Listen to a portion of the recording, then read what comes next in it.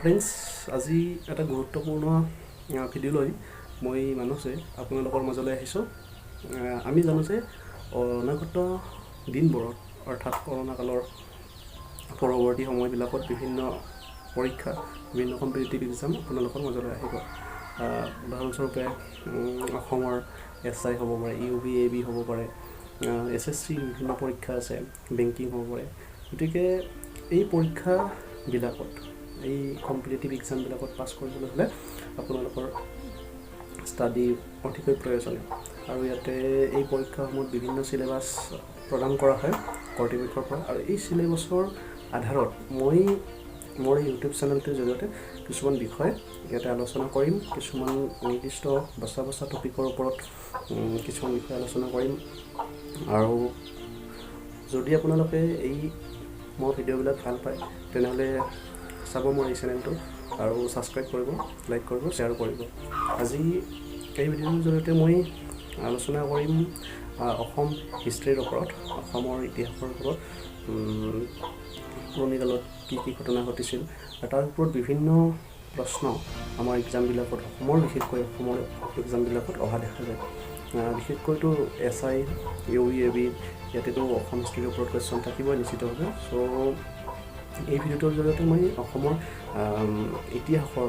বিভিন্ন কুৱেশ্যন, বিভিন্ন প্ৰশ্ন আলোচনা কৰিম। চ' বেছি দেৰি নকৰোঁ, মই কুৱেশ্যনবিলাক আলোচনা কৰোঁ। হেল্ল' ফ্ৰেণ্ডছ, মই আগতেই কৈছোঁ এই ভিডিঅ'টোত আজি আমি অসমৰ ইতিহাসৰ বিষয়ে আলোচনা কৰিম। আৰু ইয়াত আমি আজি 30টা প্ৰশ্নৰ বিষয়ে আলোচনা কৰিম। আৰু এইকেইটা প্ৰশ্ন প্ৰায় আহি থকা দেখা যায় বিভিন্ন কম্পিটিটিভ এক্সামত, বিশেষকৈ অসমৰ এক্সামবিলাকততো আহিবই। চ' যদি আপোনালোকে এই কুৱেশ্যনবিলাক দৰকাৰী বুলি ভাবে তেনেহ'লে নোট কৰি ৰাখিব পাৰিব বা স্ক্ৰীনশ্বট মাৰিও ৰাখিব পাৰিব। ত' বেছি আমি দেৰি নকৰোঁ, প্ৰথম কুৱেশ্যনটোলৈ আহোঁ। প্ৰথম কুৱেশ্যনটো হৈছে, the Ahom dynasty ruled the Ahom kingdom for approximately how many years. তাৰমানে কি কৈছে, অসমত আহোম যি বংশ আছে, আহোম যি ৰাজ্য আছিল, আহোম ৰাজ্যত আহোমসকলে কিমান বছৰ ধৰি শাসন চলাইছিল। চ' এনচাৰটো কি হ'ব চাওঁ। এনচাৰটো আছে 600 বছৰ, প্ৰায় 600 বছৰ শাসন কৰিছিল, ৰুল কৰিছিল। দ্বিতীয়টো হৈছে, which of the following ruler is popularly known as Chilarai. Chilarai বুলি কোনজন শাসকক জনপ্ৰিয়ভাৱে জনা যায়? আৰু তেওঁ হৈছে শুক্লধ্বজ চিলাৰাই বুলি জনা যায়। 3 নম্বৰতে আছে, হু among the following is the earliest non king of ancient Assam. পৌৰাণিক অসমত কাক তাৰমানে প্ৰথম ৰজা বুলি জনা যায়? তেওঁ হৈছে মহিৰংগ দানৱ। 4 নম্বৰতে আছে, who was the founder of the Varman dynasty. Varman বংশৰ ফাউণ্ডাৰ কোন? তেওঁ হৈছে কোন? পুষ্য বৰ্মন। বৰ্মন বংশৰ প্ৰতিষ্ঠাপক হৈছে পুষ্য বৰ্মন। 5 নম্বৰতে আছে, দ্য চাইনিজ পিলগ্ৰিম হিউৱেনচাং visited Kamarupa in which year. চীনা পৰিব্ৰাজক হিউৱেনচাঙে কামৰূপ কেতিয়া ভ্ৰমণ কৰিছিল? সেইটো হৈছে 643 খ্ৰীষ্টাব্দ, 643 AD। 6 নম্বৰতে আছে, who created the first separate political entity in the Bengal region of the Indian subcontinent called the Gauda kingdom.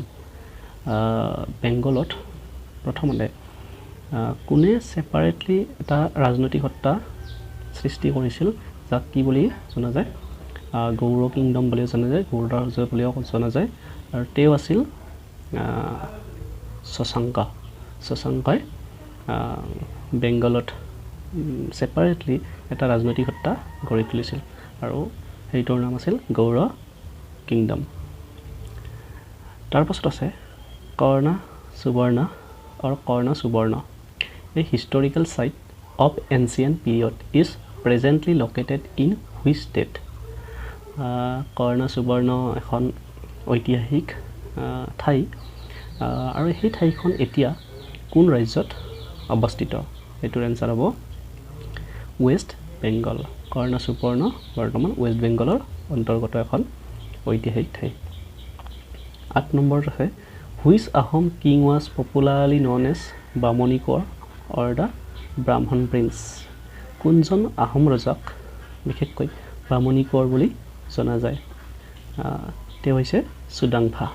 Swargadeo সুদাংফাক Bamni Konwar বুলিও জনা যায় খুবেই ইম্পৰ্টেণ্ট কুৱেশ্যন এইটো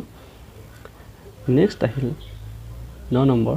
medieval period poet Ram Saraswati was a court poet of which of the following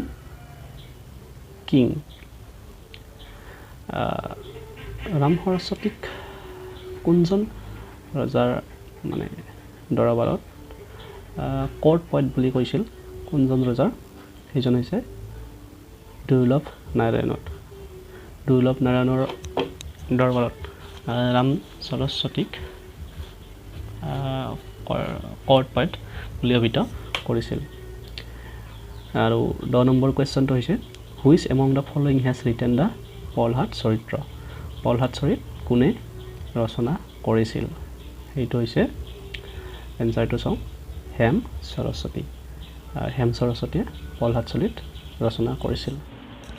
11 number কুৱেশ্যনটো হৈছে Assam was separated from Bengal and was put under a chief commission in the year অসমখন বেংগলৰ পৰা কেতিয়া separate কৰা হৈছিল আৰু মুখ্য আয়োগৰ অধীনলৈ অনা হৈছিল কোন চনত এটো হৈছে 1874 চনত ইম্পৰ্টেন্ট কোৱেশ্চন 1874 চনত কি হৈছিল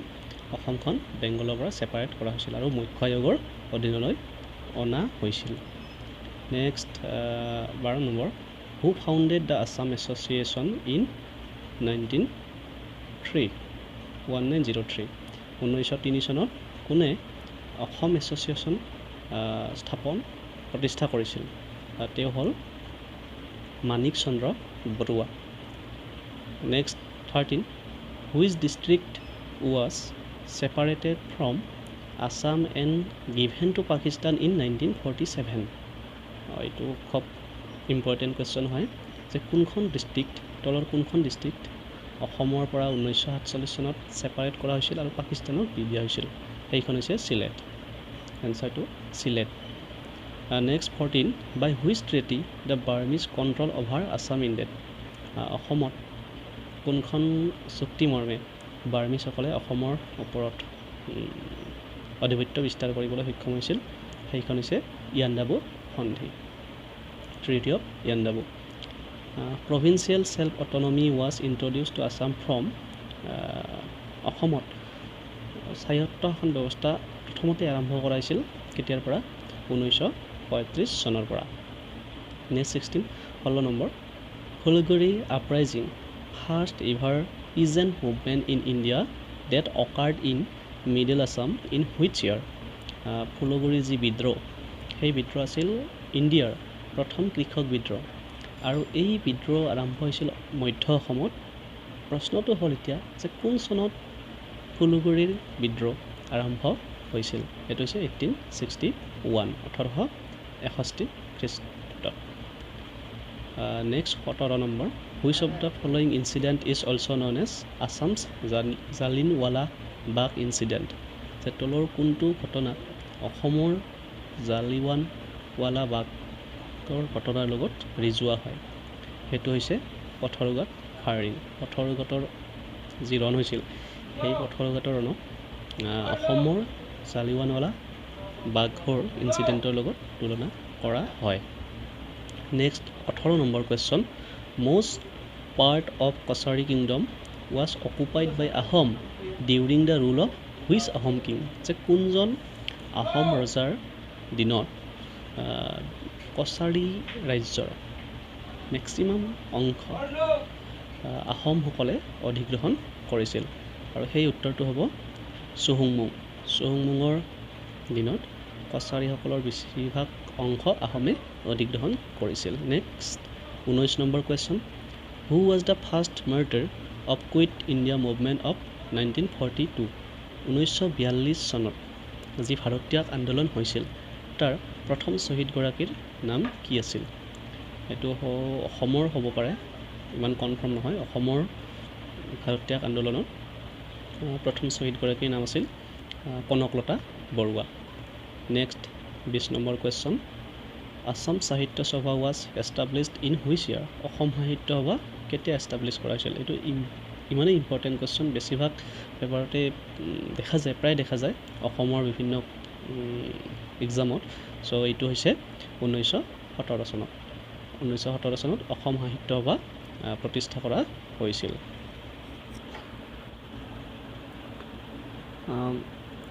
এইটো 21 নম্বৰ কুৱেশ্যনটো হৈছে when was the treaty of Yandabu signed in Yandabu সন্ধি কেতিয়া স্বাক্ষৰিত কৰা হৈছিল কোন চনত ইয়াণ্ডাবু সন্ধি ইয়াণ্ডাবু চুক্তি কৰা হৈছিল 1826 চনত next which of the following person from Assam was a member of drafting committee of Indian constitution আমাৰ ভাৰতবৰ্ষৰ যি সংবিধানৰ খচৰা কমিটি আছে সেই খচৰা কমিটিত স্থান লাভ কৰা প্ৰথম অসমীয়াজন অৰ্থাৎ অসমৰ পৰা কোনে স্থান লাভ কৰিছিল সেই খচৰা কমিটিত তেওঁ হৈছে শ্ৰী সৈয়দ মাহমুদ সাদুল্লাহ ইম্পৰ্টেণ্ট কুৱেশ্যন হয় এইটো next which of the following major incident occurred in Assam in 1894 তলত কিছুমান ঘটনাৰ বিৱৰণ দিয়া আছে সেই ঘটনাবিলাকৰ ভিতৰত 1894 চনত অসমত কোনটো ঘটনা সংঘটিত হৈছিল এতিয়া অপশ্যন দিয়া আছে ফৰ্মেশ্যন অফ আছাম প্ৰদেশ কংগ্ৰেছ অসম প্ৰদেশৰ উৎপত্তি ট্ৰিটি অফ ইয়াণ্ডাবু সন্ধি চুক্তি স্বাক্ষৰ এনেক্সেশ্যন অফ আছাম বাই ব্ৰিটিছ অসমৰ পৰা ব্ৰিটিছসকল আঁতৰি যোৱা পথৰুঘাট পিজেণ্ট আপৰাইজিং আৰু পথৰুঘাটৰ কি বিদ্ৰোহ চ' ইয়াৰে উত্তৰটো হ'ব পথৰুঘাট পিজেণ্টছ আপৰাইজিং পথৰুঘাটৰ যি কৃষক বিদ্ৰোহ সেইটো সংঘটিত হৈছিল 1894 চনত খ্ৰীষ্টাব্দত next which viceroy head combined the eastern district of Bengal with Assam in 1905 1905 চনত কোনজন ভাইচৰয়ে বেংগলৰ পশ্চিম অংশক অসমৰ লগত সংযোগ কৰিছিল তেওঁ হৈছে লৰ্ড কাৰ্জন হয় লৰ্ড কাৰ্জন ইম্পৰ্টেণ্ট কুৱেশ্যন হয় next who has founded the Sarvajanik Sabha in Assam in the year 1884 কোনে অসমত 1884 খ্ৰীষ্টাব্দত সাৰ্বজনিক সভা প্ৰতিষ্ঠা কৰিছিল তেওঁ হৈছে Jagannath Barua next who among the following is the leader of 1857 revolt in Assam 1857 চনৰ যি বিদ্ৰোহ আছিল সেই বিদ্ৰোহত কোন অসমৰ লিডাৰ কোন আছিল অসমত কোনে প্ৰতিনিধিত্ব কৰিছিল তেওঁ হৈছে Maniram Dewan next who is the author of the book Planter Rush to Swaraj Freedom Struggle and Electoral Politics in Assam এই যিখন এটা কিতাপৰ নাম উল্লেখ কৰি দিয়া আছে সেই কিতাপখনৰ লেখক কোন তেওঁ হৈছে doctor Amalendu Guha next who was the president of Swaraj party in Assam during the freedom movement স্বাধীনতা আন্দোলনৰ সময়ত সংগ্ৰামৰ সময়ত অসমৰ স্বৰাজ পাৰ্টিৰ প্ৰেচিডেণ্ট কোন আছিল তেওঁ হৈছে তৰুণৰাম ফুকন চ' তেওঁ আছিল স্বৰাজ পাৰ্টিৰ president next Kanaklata Barua was associated with which of the following freedom movement Kanaklata বৰুৱাই তলৰ কোনটো আন্দোলনত বা কোনটো সংগ্ৰামৰ সৈতে জড়িত আছিল সেইটো হৈছে উইথ ইণ্ডিয়া মুভমেণ্ট ভাৰতীয় আন্দোলনৰ লগত জড়িত আছিল কনকলতা বৰুৱা নেক্সট শেষৰ কুৱেশ্যনটো হৈছে the first pigeon uprising in Assam against the British was প্ৰথম যি কৃষক বিদ্ৰোহ আৰম্ভ হৈছিল সেই কৃষক বিদ্ৰোহ অসমৰ মধ্য অসমত আৰম্ভ হৈছিল আৰু এই বিদ্ৰোহ আৰম্ভ হৈছিল ব্ৰিটিছৰ বিপক্ষে আৰু এই কৃষক বিদ্ৰোহ ক'ত আৰম্ভ হৈছিল মধ্য অসম বুলি যদিও কোৱা হৈছে যে ক'ত আৰম্ভ হৈছিল সেইটো হৈছে ফুলুগুৰি ধোৱা ফুলুগুৰি নামৰ যি ঠাই আছে ফুলুগুৰিত তাতেই এই কৃষক বিদ্ৰোহ প্ৰথমবাৰৰ বাবে কৃষকসকলে বিদ্ৰোহ আৰম্ভ কৰিছিল ব্ৰিটিছ